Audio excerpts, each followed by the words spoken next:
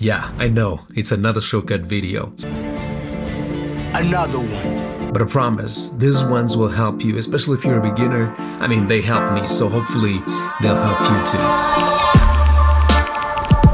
This is the first shortcut you should learn because when you edit, you're gonna do a lot of cutting. So press B to bring up the blade tool. Your cursor becomes a pair of scissors. Cut your clip. Then you can press A to switch back to your selection tool. So now, instead of going back up to the toolbar, clicking the blade tool, cutting, going back to the toolbar, that's just too many steps. This feature helps clips stick to each other on the timeline. This was that revolutionary magnetic timeline back in the days. So just press N to toggle it on or off, and you'll notice a magnetic feel in the animation when you move your clips around. They lock into place at cuts, at ends, and even markers. You'll also see this yellow line that tells you you're lined up to where you want to be. You just release and it snaps into that position. By default, I think it's gonna be on, but when I'm fine-tuning audio, I turn it off. I'll give an example. I like these swooshy sound effects. Listen to this. But I can't just put it at the cut because the effect really starts right here. So I turn off the magnetic timeline or the snapping effect by pressing N, and now I can just move this in increments. I mean, little by little. No one uses that word in real life. I can move this clip little by little, inch by inch with no problem. It's really one of those tools that makes you feel way more in control of the timeline.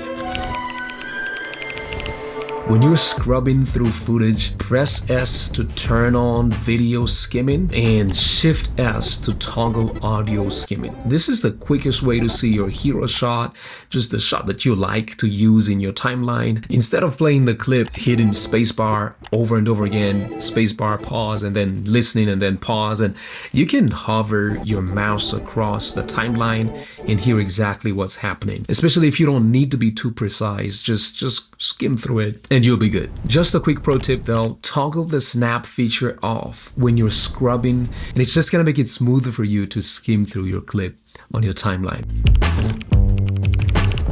So this one, you might not use this a lot, but it will help you when you make some mistakes.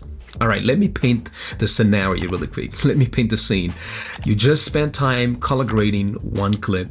It looks good, so you copy those attributes by pressing Command C, and you hit Shift Command V to paste them to a bunch of other clips. This window will pop out. You can choose what attributes you want to copy, but then you skim through your timeline and you realize, wait a minute, it's not working with some clips because of different lighting or the framing's a little bit different, and I don't want this to be pasted here, or you just made a mistake that you forgot to uncheck a box when you pasted the attributes. This is where removing some of the attributes will help you. Just select the clips you want to adjust, press Shift Command X, and you get this little window back where you can uncheck the things you didn't mean to paste. And there you go. Like I said, that one hopefully you won't have to use a lot, but mistakes happen and that shortcut helps.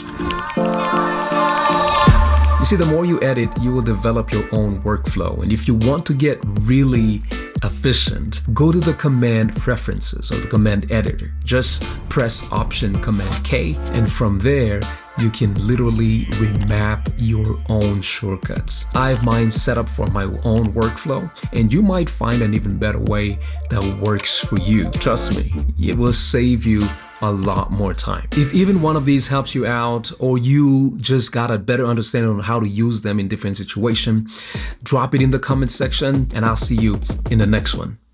Hopefully. Peace.